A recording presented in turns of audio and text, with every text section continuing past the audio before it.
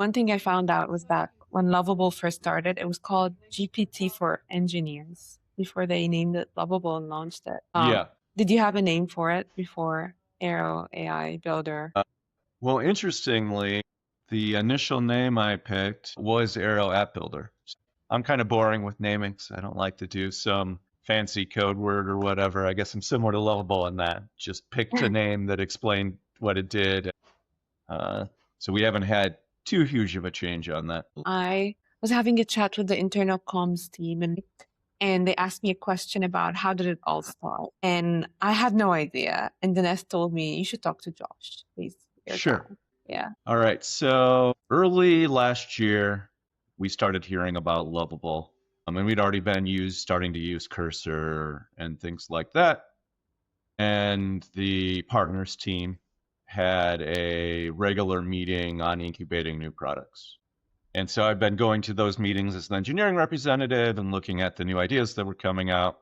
I just didn't see anything super exciting. And so I started brainstorming and thought, well, if all these new vibe coding platforms are taking off, what's that going to do to web presence? And maybe we should have one. So I wrote an initial paper, maybe in May, something like that, about the concept, what was going on in the space, and not the idea of what Airo AI Builder became, but just we should have some sort of AI hosting. Maybe we should build something comparable to Lovable. Maybe we should build a hosting platform that was designed around hosting AI built sites. So we talked about that for a while, and then eventually around mid-year, I built an initial prototype just to see, well, how hard is it to build one of these? I spent about a week on it, and it was hard, and it didn't work that well. You know, it's the first kind of, well, A app that I had built using AI as the primary coder. It was, I think we were still on Sonnet 3.7 at that point,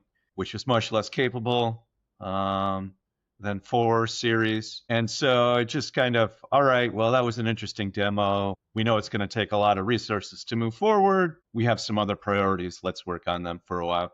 And so we worked on those priorities for a couple of other months. Sonnet 4 came out. We had been starting to do a big AI push at GoDaddy. So I got better at building agents and that sort of thing. And Bala asked me to try again and just see, could we do something? And so this time I took a slightly different approach. I started by kind of exploring the idea space a little bit. What would it look like building some prototypes without figuring out the back end first? That seemed pretty good. And then did another week push on building an actual agent. And I kind of learned a lot of things in the first one about how trying to get a bunch of tech details right to make things nicer long term could take a lot of time, but they wouldn't actually answer the question of could we make an agent that could code well. So instead of focusing on those kind of harder technical problems, I tried to focus just on the building of an agent. And this time it was super successful. I got better at the tools. LLMs have gotten better. I understood the problem space more. And from there, once we had that basic concept working, we started pulling in people from other teams, from Udai's team in India initially, and we just kind of really focused on that. Each milestone being very small. What is the next hard problem?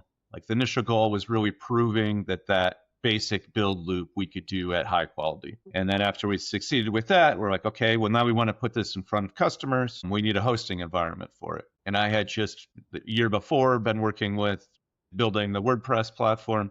So I knew we had a platform there we could reuse. So we brought in some people from that team, and then they built a hosting platform that we could use. And we just kind of, each time we faced the next challenge, okay, now we have a hosting platform. How do we manage provisioning? So we pulled in some people from the hosting teams who had worked on provisioning workflows and then billing. And that's how we slowly built up the team over time. Just kind of each time we faced a problem, we tried to bring in expertise for solving that problem. Well, at the same time, kind of having this iteration of, well, everybody is in the space is moving fast and new models are coming out always, and we have to keep improving that basic loop as well. And that's kind of where we are today. Of a small core part of the team focuses on that build quality, improving that experience, where at this point, actually, a larger group of people works on all the things around it, connecting to other GoDaddy systems, adding in commerce support, making it so that we can build customers, so that we have SEO on the site, so people can log in successfully. All those larger pieces that are needed for a great product, but still always going back to the core experience is most important. What is the biggest challenge that you're trying to solve for today? Well, personally, I'm focused on build quality right now still. And the biggest challenge that we have is picking images. So we have this large stock library from Getty, which is great. It's larger than what most of our competitors have access to.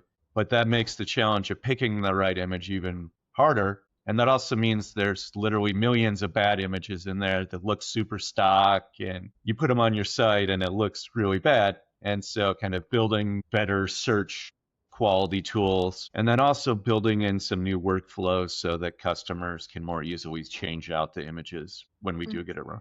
If you could name it anything, what would you name it? Not sure, like, suppose if it was going to be just a standalone product and Airo was the brand of the company, then Airo Builder would be a good name. Like, I don't feel like you need to put a bunch of extra words in it. But if we wanted GoDaddy in front of it, right now it's GoDaddy Airo AI Builder.